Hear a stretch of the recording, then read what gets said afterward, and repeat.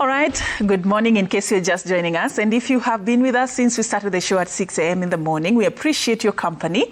And we are going to be taking this now into the second conversation that we had lined up for you. It is Wednesday, and on Wednesdays, it's usually Matters Health. And this particular morning, we want to talk about growth disorders. You know that time as a parent or a caregiver, you are observing something about your son or daughter, you feel like some things are not adding up, but you're not quite sure, or you see your son or daughter is maybe smaller than the classmates or a little bit older, looks bigger than the classmates, and you're not quite sure why this is happening, or in some cases it actually could be normal, but in certain instances there could be something that is not working out quite properly when it comes to how their bodies are generating the growth hormone and the variations. So this morning, we actually just want to simplify it and make you understand what is normal, what is not normal, and how you can be able to get help, what you need to do as a parent in case you're dealing with that, and of course, what you should do to be able to help your son or daughter. So joining me in studio this morning to have this very important conversation on the endocrine growth disorders, I'm having a panel of three. In studio with us this morning, we have Dr. Anjum Omar. She's a pediatrician, and of course has really, delved into this world of growth, and she's going to unpack, the basics that we need to understand when we want to know whether our child is growing normally or something is not quite right.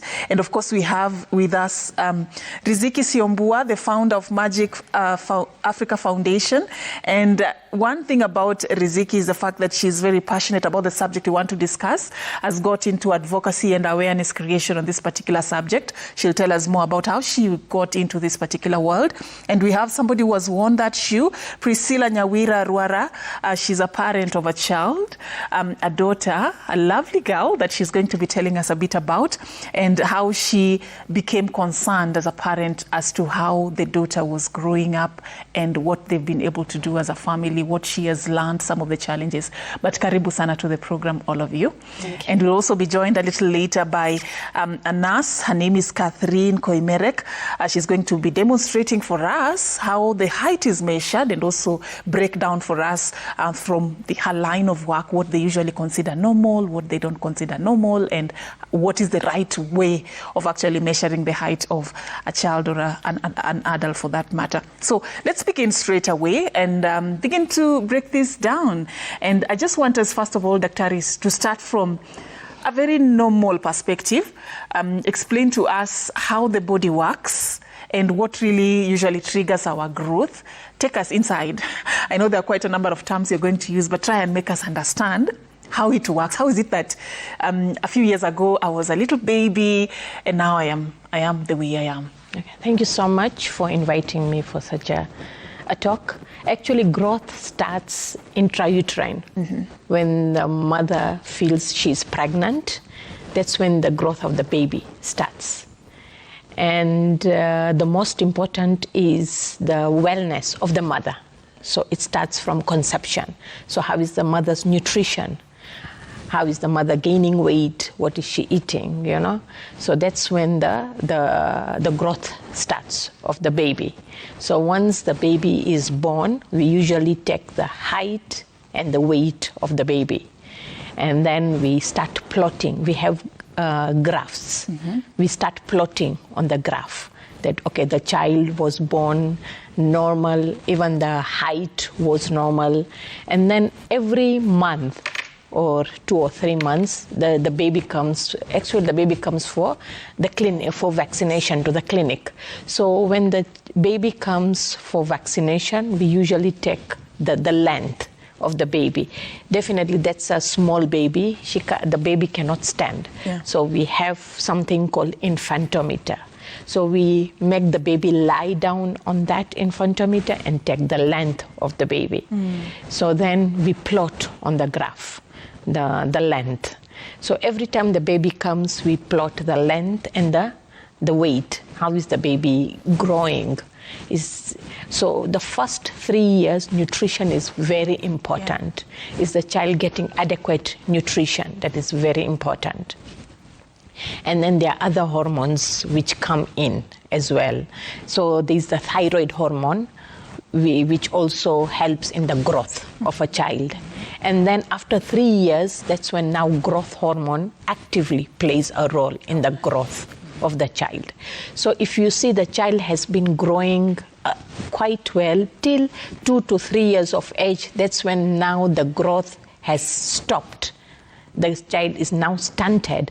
That's when now you need to start worrying that now my child has stopped growing. So how do we know when the child stops growing? We ask the parent, like, in these 2-3 years, have you changed the size of the clothes? That is very important. Like before, maybe you were buying size 2. Have you gone to size 3? Shoes. Have you bought a bigger size in this past year? Because every year we buy bigger size. Have you bought a bigger size for the baby? They will tell you, no, we have.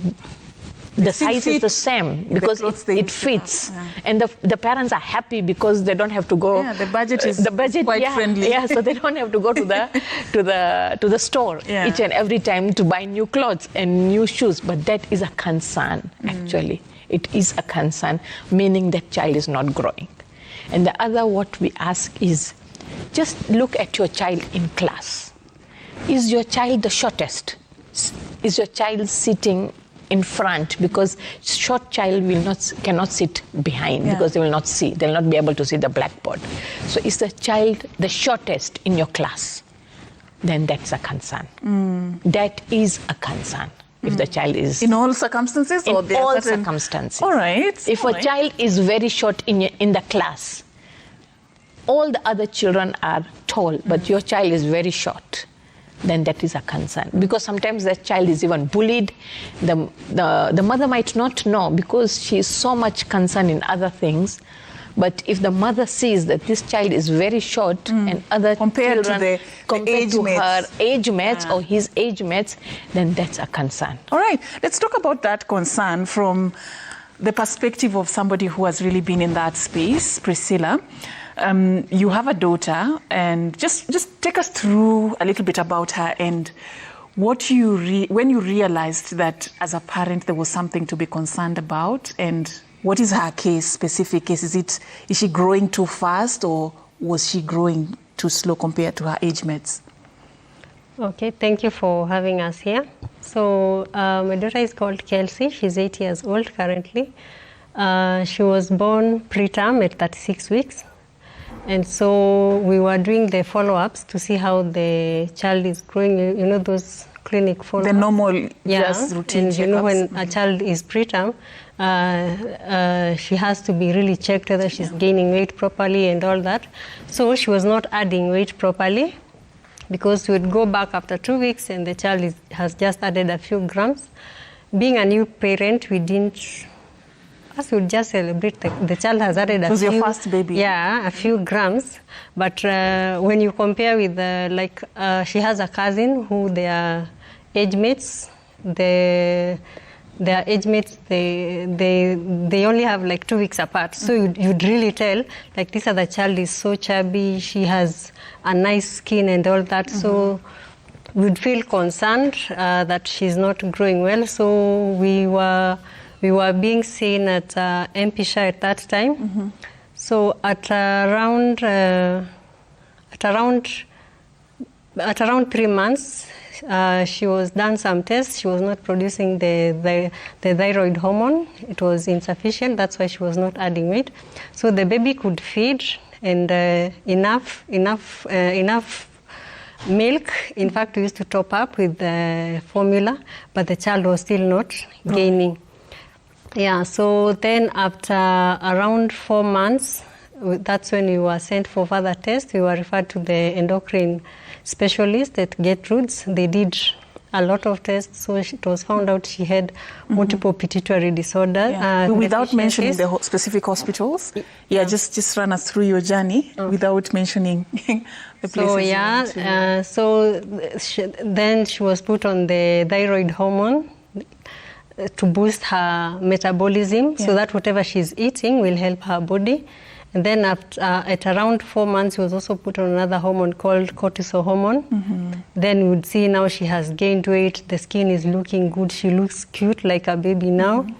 And then now, still at that time, the doctor said, we'll check by the time she reaches 3 years old whether she will be growing, that is height-wise. If not, then that's when we'll need to intervene and start the growth hormone. So as we were aware, at some point, we'll need the growth hormone. So she grew well, she continued adding weight, a little bit of weight, but she was still shorter than her height mates, because even in fact when she began play group, she was very small. She looked like a baby. All right. Priscilla, let me take you just step by step before we get to her schooling and what happened after that. Before you went through this experience, had you interacted or learned or even been exposed to information about growth disorders, or was it a new experience? It was a totally new experience. Yeah. All right. And that is where you come in, Riziki. Yours has been more of, trying to demystify the myths and the stigma in the society about the growth disorders. I want to understand a little bit about how you came into this world and what is it that you discovered as a challenge that, we have today when it comes to even understanding these disorders and even having knowledge about it? The challenge that I think we're having is lack of awareness. People lack awareness of these growth disorders, and also they lack the knowledge of how early intervention may play a very important role in helping the health of that child. Yes. So. All right, so you have been doing a lot of advocacy. I want you to take me to, that particular moment or a situation that made you realize, I want to do this. This is actually important for me to get into, because you have done a lot in just creating awareness on endocrine health and just helping parents such as Priscilla. Just tell me a bit about what inspired you to get into that space. I'm very passionate about children's growth. First of all, MAGIC stands for Major Aspect of Growth in Children. MAGIC Foundation Africa is a registered charitable organization that supports patients with endocrine conditions. And we are also an international division of MAGIC Foundation, and we are also members of ICOSEP. Basically, let me talk about ICOSEP and what we do. ICOSEP is an international coalition of organizations supporting endocrine patients. This is an umbrella of medical doctors, endocrine societies, pharmaceutical nurses, and parents who have come together to raise concerns about different endocrine conditions affecting children globally. And the reason I got inspired to even start the group, it's because of the success stories I've seen from the parents, from especially those who started their treatment from early diagnosis of the treatment, from early diagnosis of the condition. And from the treatment, we have seen so much improvement on the child, basically on their health, and even this treatment has helped save so many children's lives. All right. Dr. I want us to go back to where we started, because when we're talking about growth disorders, we are addressing two sides of the divide, the stunted growth and a child who is growing too fast compared to their age mates. Tell us a bit about the hormones that we are talking about and how the body works, and when is it that we can consider there is a deficiency, and when is that time where we can consider that the body is producing too much of this, and what is normal? Okay, so there are different hormones which play in the growth of the child. So the most important first is the thyroid hormone. So this thyroid hormone, if like in our setup, we don't usually screen for thyroid deficiency. In the West and in America, they usually screen a newborn baby who is born is screened for thyroid deficiency. They just take a prick it's a heel prick, and they check. The reason being, if a child has thyroid deficiency, apart from growth, even the mental is affected. So the child is cognitively affected. So if you make the diagnosis early enough, like at 2 weeks, you can actually prevent that child to be intellectual disabled. The child can just grow normally, but early diagnosis is very important. And then, so thyroid, and it also affects the growth. So if you have thyroid deficiency, you will be stunted, you will not grow. The other hormone which is very important is cortisol. Okay, so if a child, as Priscilla, one of our parents, has mentioned, if a child is not growing, then we also look for the hormone called cortisol, because cortisol, what happens is very important in the function of our body. So if a child is cortisol deficiency and the child gets sick, can die of that of cortisol deficiency. That's why it's very important. And this cortisol is also important in growth, not directly but indirectly. All right. And then growth hormone. So growth hormone, what happens is if a child is deficient in growth hormone, the body will not grow. So it's not just the body, it's also the organs of the body will not grow. So the organs also remain small. And that's why mortality, the death, comes earlier. The person can get a cardiac, like an MI or all that at a very early age.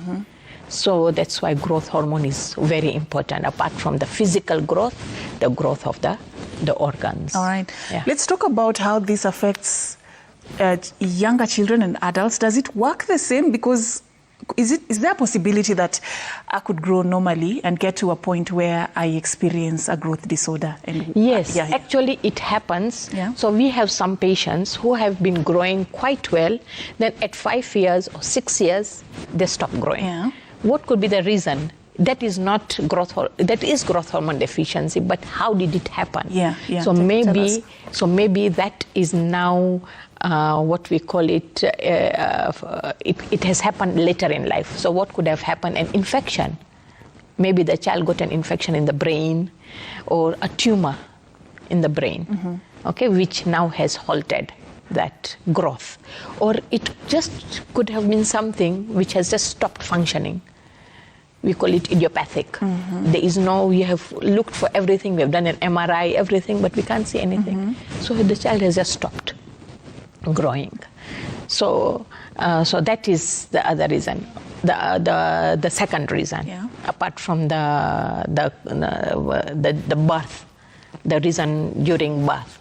So this is the other reason. So that's why history is very important. We ask, has the child been gone through radiation? That's why radiation is very important, because radiation to the brain can even affect that pituitary gland, and that pituitary, it's a very small gland in the brain which produces all those hormones, and which are very important in life. It's just it's like it's even smaller than a pea.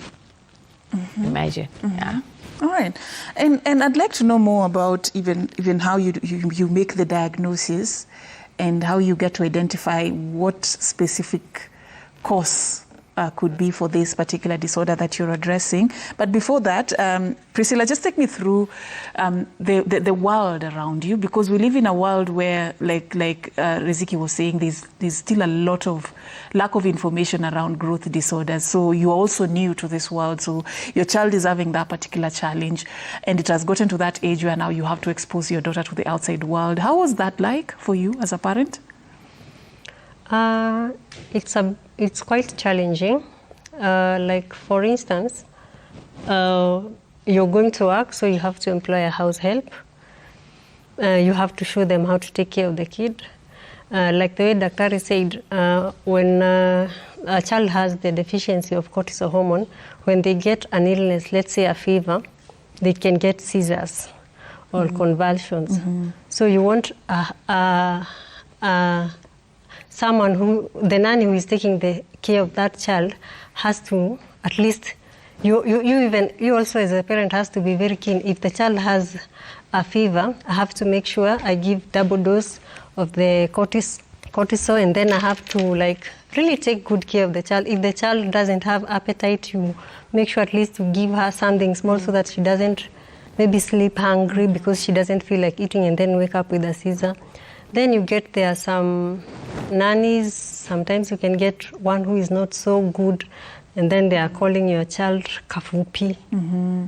They're insensitive. They are very insensitive. What is happening? Yes. Mm-hmm. Then when it comes to the children interacting, they'll just think this is the baby is smaller than the others.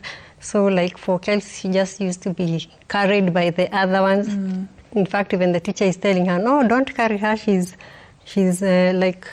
your age mate. Don't carry her. Don't treat her so much like a baby. For her, she was just enjoying the attention. Mm-hmm. Yeah. But did it affect her, like psychologically, like those nicknames she was being given, the treatment she was being given among her mates? Did she share such experiences with you? Sometimes she will ask me why she's short. Myself, I'm not so tall, so I'll tell her, even me, I'm not so tall. Mm-hmm. Yeah, but now that she has grown a little bit bigger, now like we have started explaining to her like why she has to, like now because she's on the growth hormone, it's an injection that we give daily. So like you have to explain now why are we giving you the injection? Yeah. And what about yourself as a parent? Mm-hmm. You're saying you even had a close relative who was the same age as your daughter. Mm-hmm. I'm sure you were interacting with other women. You're going to clinic. Mm-hmm.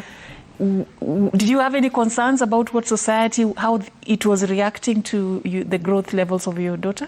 I would say my family has been very supportive. Yeah. Like the way I was saying, the close relative, this is my brother's child. I remember there was a time we had gone to visit them, and then we had an appointment on like a Thursday, and we had gone on a Tuesday. So at that time, the child had a bit of jaundice, and then she was also very small. And so my brother, because for him that was his second born, he had some experience in parenting. He was like, no, I have to take you to hospital myself. Like I'm telling him, I have an appointment on Thursday, but he wants to be there and confirm that really what is happening. Why is this child having jaundice at this time? Like even if the appointment was for Thursday, let's even go early and let's understand. So you had that support system that really helped, Riziki, what do you think, though? Because you work with a network of parents. Yes. For her, she's lucky she was from a side where she got that support. But have you encountered instances where society doesn't react in the best way to such cases, where there's a lot of stigma, or even the parents themselves even feeling a bit off about their daughter or son, and even just not doing anything about it? Yes, there's a stigma. One, because people are not aware of the different endocrine conditions. The conditions could be, like the doctor said, there are other factors that may cause the child to be different than the rest. It just needs people to understand that these conditions have been there, because 4 out of 10 children born, they have these rare diseases like growth deficiency. So it's all about awareness, knowing that these conditions are there, and then just accepting people for who they are and how they are. What are some of the unfortunate testimonials that parents have shared with you with regards to their journey of just raising a child with a growth disorder? Their journey is the cost. Mm-hmm. The cost of this treatment. Now the child has been diagnosed with this condition. What is the next step? The treatment itself is very expensive. Like a pen goes it used to be 9,000, now it's around 35 to 40,000. Mm-hmm. Besides that, it's not covered by the health insurance. You find that countries in the West and European countries, these conditions are covered by the health insurance. So if they could be covered, because you find some conditions are very severe. They can't actually survive without the growth hormones. So there's the need for also the government to intervene when it comes to be covered by the health insurance. Mm-hmm. Yes. All right. We'll talk more about the treatment, because at least there is hope that there's something that a parent or a caregiver can be able to do. And I like that about this conversation, that she's even saying the daughter is under some sort of treatment, and you're also saying that despite the fact that it costs a lot, but at least we have a breakthrough in that aspect. But Dr. before we get to the treatment, how do you diagnose and how do you get to identify the specific issue that is there? Because not every patient presents with the same type of a disorder. So what do you use? Yeah, it's the parents' concern. So when they come, they're like, you know what, my child is short. So you will see a very short child, but he's a very talkative child. In fact, you're like, oh, how come this child is talking? You know, he looks like a 2-year-old. We had a patient like that, like looks like a 2-year, but when the child came was talking, so we were shocked. And then when they came, we take the history. They're like, the father is like, no, this child is 5 years, it's not 2. So then that's when now you take the height and the weight, and then you plot on the chart. And then once now you have made that, now you have seen that the child is short, he's even below the 3rd centile. He's way below the 3rd centile. And so then what we do is now we start doing the tests to check, okay, what is wrong with the child. Okay, so then the first step is first we need to rule out any chronic illnesses. As I said, not only growth hormone deficiency, even the other factors. Even kidney disease, chronic kidney disease, heart disease, heart failure. You know, very many people nowadays, children are even being born with heart defects. Even that can give you growth failure. So first we have to rule that out. Does the child have any other chronic illness? So, and then after we have ruled out that, then we check for the hormones. So the first hormone we check is the thyroid. How is the thyroid? Because that's the easiest to treat. And then how is the cortisol? The second easiest to treat. And then now we do the growth hormone. We check for the growth hormone. So what we do is, it's the endocrinologists who actually do the test. We do the growth hormone stimulation test. So we stimulate the brain to see if there is growth hormone, the secretion of growth hormone from the brain. And that takes, like, the child has to be not admitted, but in the hospital or in the clinic for an hour or 2.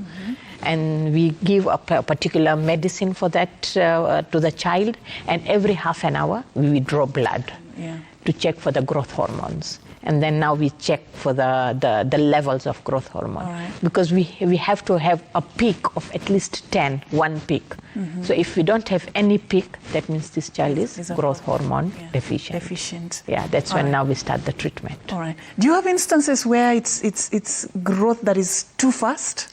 Yes, so we have, it's called acromegaly or gigantism, that the child is really growing very fast, and that's also a concern. So that is also a concern, like the child is growing way, you see, we have every year, the child has to grow between 4 to 6 centimeters. So if the child is growing like 10, 12 centimeters, that's a concern. So there is also treatment to slow down. We first of all, we find the cause of that, and then we start treatment to slow down the growth. Just on a light note, there are parents who have adolescents who are taller than them. Should they be concerned? No. You see, that one is, if they are, you see, acromegaly is different. Like, it's not just tall. It's like the hands are coarse, you know, the face is coarse. So there are certain features which we see and we say, no, this is not normal. Because the tallness could just be from the family. You know, maybe one of the family members is very tall and that child has taken up from that member. One of these days we should talk about acromegaly and gigantism, just to also look at how this affects the adults. But let me come back to you, Priscilla. You have been on a journey just to try and help your daughter. Are you seeing progress, and what is it that you're noticing, and are things getting better in terms of her graph in growth? Yeah, we began the growth hormone at around 3 years. She's now 8 years. We have seen a lot of improvement. However, what has been really a challenge is the aspect of costs, because like Siombua said, this is not covered by insurance. Even if you have an insurance cover, it won't cover. So you have to really look for money. Out of pocket. out of pocket. Yeah. If it means borrowing, asking friends to support you, doing fundraising and such. So it has really been draining financially, but we are happy to see that there's progress. Yeah, like when we began treatment, she had a babyish face, but now you can see she's a bit smaller for her age, but she's okay. She plays normally, she goes to school normally, she's doing well in school, and so we are happy for the progress. Yeah. Okay, there is hope. Riziki, what sort of support do parents such as Priscilla need? And if you look at our country right now, do you think we have done enough to really address these types of conditions, or it's still a quiet subject that lacks policy, lacks investment, lacks? Talk to us about that space. How are we doing? We're not doing so well. Yeah? Because we find that so many children have this condition, but in order to start the treatment, there are costs. Like the doctor said, you find the younger one may use like just 1 pen or 2 in a month. Like I said, it's from 35 to 40,000. As they grow older now in the adolescent age, they may use up to 10 or more. So you do the maths, it's expensive. Now, when you start on the treatment, there needs to be consistency. Once you see there is progress with the growth of a child, that consistency is lacking. That's why I'm saying we need support from the government to see how important the growth hormone is. We are only aware of insulin, how it plays an important role to patients with diabetes. What about those children who have deficiency? They also need the growth hormone. It should equally be important. Yes. Do you have like parents dropping off from the treatment? Yes, yes, because actually from 2022, during the COVID pandemics, there were shortages. Parents had to outsource from other countries. And even now, it's still a challenge because it's too expensive. So those are the challenges, too expensive and also not covered by the health insurance. Yes. Doctor, do you have to like stay, is it like a lifetime? Do the person in question, they have to stay on the, the treatment for their entire life, or does it get to a particular point where they can be left to grow normally? Okay, if the child is complete deficient, like if the child does not have any growth hormone in the body, then that child has to be on growth hormone for life. But the good thing is, as they become adults, now we are not very much keen on their growth, but we need their organs to grow and to sustain. So we put them on a very low dose because it also produces muscles and all that. So we put them on a very low dose daily to sustain life. Yeah, so they have to be on growth hormone, ideally for life. But we see after they have gotten that, attained the height, they usually drop off because now they are not too much keen. They think growth hormone is just for physical growth, but it's also growth of the organs as well. Yeah. Just to add on what she had, shared with us in terms of her own experience, nutrition, the care that is needed, and what she's doing as a parent. Just also to add more on to that, a child who is having this particular kind of a disorder, what are some of the most important things that parents or caregivers should be able to do and ensure so that the treatment actually works and supports that particular journey in a positive way? Yeah, so they should not miss the injection. Okay, for sometimes the small children, they might miss for some days. That is not a problem, but they should not miss for a very long period of time, like months, because that's now the growth stops. And then nutrition is also important, definitely. The child has to be on a balanced diet, proper nutrition. Yeah, and then these children, they have, psychosocial is also very important in growth of a child as well. So we actually look at the psychosocial of the child, like how is the child treated. They usually face a lot of stigma that you are short, you can't play, you can't be part of us, because you will now, when we play, you will whatever us our team will lose because of height. So games like volleyball and where then you need height. So that's where the challenges are. And the other thing I want to say is growth hormone is not only for growth hormone deficiency. As I said, even chronic kidney disease patients, if their growth is stunted, they need it. They need growth hormone. So growth hormone is actually for many other causes, like even other chronic illnesses, and the child is having other chronic illness and is not growing, but that illness is taken care of. But it's just now the growth.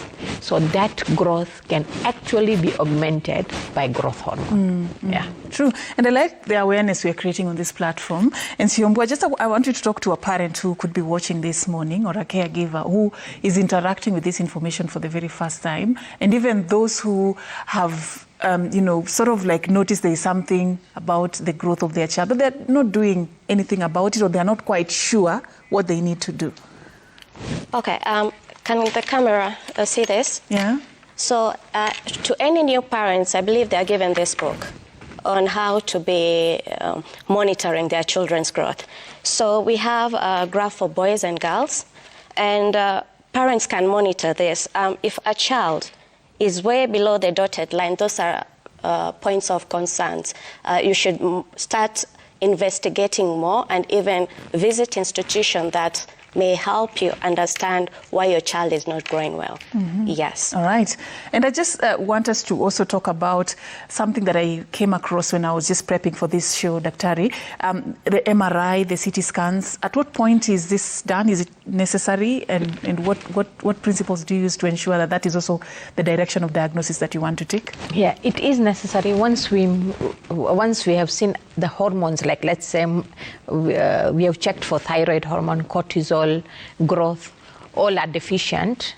So we need to know the cause of that. So one of the thing we do is an MRI of the brain and the pituitary. Because as I mentioned, it's the pituitary which secretes this hormones. So we need to see, is there a pituitary there? Or sometimes there might be no pituitary, because there is a place, it's called sella turcica. The pituitary is placed in that. So sometimes this pituitary is not there, it's just an empty sella. So there is no pituitary. Yeah, or the stalk, there is a problem with the stalk. The stalk is so you can lack that gland. You can lack that gland, and you can see it in the MRI. Okay. Not the CT, but MRI of the brain and the pituitary. So that's where we make the diagnosis.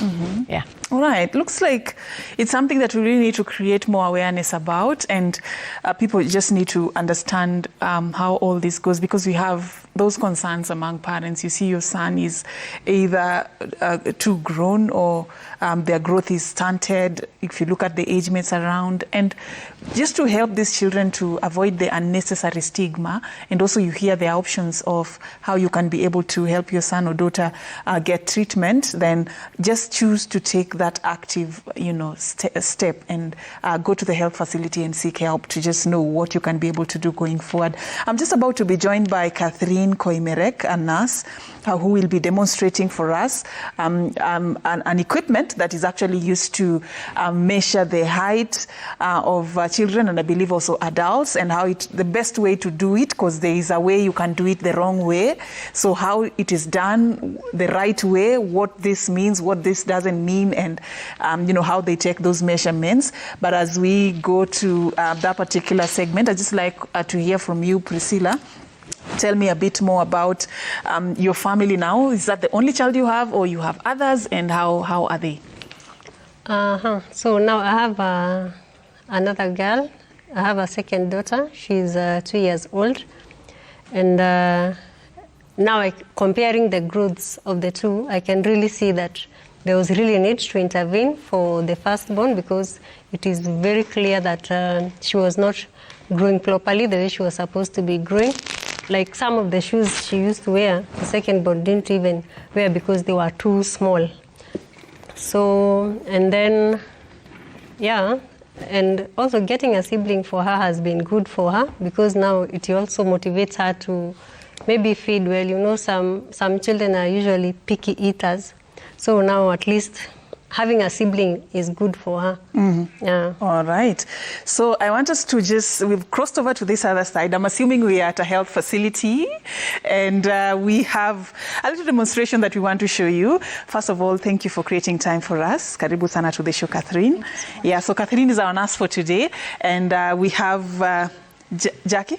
Jane is going to be helping us to just demonstrate how this works. So over to you, just tell us a bit about what this is and how you do what you do at the health facility. Thank you so much for having us this morning. As you can see, this is a stadiometer. It is used to check on the height of children who are above 2 years. And for those who are less than 2 years, then we use an infantometer where we lay it on the table and we are able to take the length for the children. All right. And then we are having this stadiometer now for the children who are above 2 years. And when you're having it, make sure that it is stable, a place that it is not shaking. So make sure that the ground is really stable. Then you can have your patient, make sure that they can stand, not anybody who is wobbly. So for the small children, you can have at least an assistant. The mother can help you to make sure that the child is stable so that you are able to have the height done well. And for the ones that can stand, then you can always ask them to stand at the stadiometer. So we're having Joy this morning. Thank you, Joy. Jane, you can remove your shoes. So we are assuming she's our child for today. Yes. So good morning, Jane. We're going to take your height this morning just to see how you are doing. So I want you to look forward. Don't raise your arm. Yes. Then you can move your legs behind. Yes. Then you stand straight. Then you're going to use this board to make sure that we are going to have it go all the way down. And for anyone who has those, the hair, the fancy styles, yes, we'll need to remove them just to see that and make sure that we are having the right height. So for Jen this morning, she has pretty nice braids, so we're good to go. So we will make sure that it is pretty leaning on the board and make sure that she is looking straight. Then we'll have her height taken. She's 157.5 centimeters, and we'll make sure that we have recorded it immediately so that we don't forget. Again, remember, for the small children, you'll make sure that it's okay. You are having a parent assist you so that if they are not able to stand straight, we are able to make sure that the child has stand straight. Okay? And the legs should be pretty back and make sure that they are at the board. It's really an uncomfortable thing, so you need to make sure that you are doing it pretty fast. All right. Okay. So maybe what's the importance of looking straight ahead? And also, I saw she removed, she removed her shoes. I believe that is not just a coincidence. There's a reason. So take us through why that is important. Okay, we need to remove the shoes because, again, remember, if you're having a heeled shoe in any size, then it's going to interfere or it's going to tamper with the height.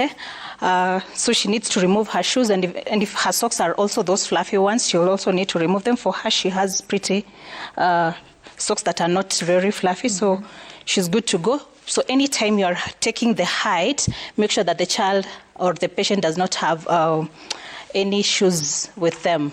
All right. And then she needs to look straight. Where we're looking straight is to make sure that for sure we are getting the right height. You see, if on the same direction, so you need to make sure that you are having it done straight. So for those who are not able to hold their neck properly, then you can have it like that, and then someone else assists you to yes. Again, for the small children, you can use your between your thumb and your first finger just to make sure that they are looking straight. Okay. And some of them cannot relax during this session, so it's not a very easy one. Yes. She makes it look so easy right here in studio, but at the health facility, this is quite a tricky one, especially working with the children. But then why is it important that she has to lean directly on the board, so that you don't have space in between, yeah? And again, that is to make sure that you are having the right height. You see, if you are bending it like this, you'll not be able to take it really, really straight on, or rather, you'll not be able to get the right height. So you need, again, to make sure that they are leaning towards the board. to make sure that you are having the ideal and the correct heights. All right. Thank you so much, Catherine and Jane, for being our patient today, our child today. Thank you so much. And of course, that is how we wrap this up. We really appreciate your time for this particular program. Of course, we will revisit this particular discussion on another segment. We've run out of time, unfortunately, but I'm sure you've learned a thing or two on how this works and the significance of you as a parent to just play that active role of ensuring that you're monitoring the progress of the growth of your child and to take the necessary action in case something is not normal about it. My name is Safina Cheng Ouma. Thank you so much for watching this show. Have a lovely day ahead.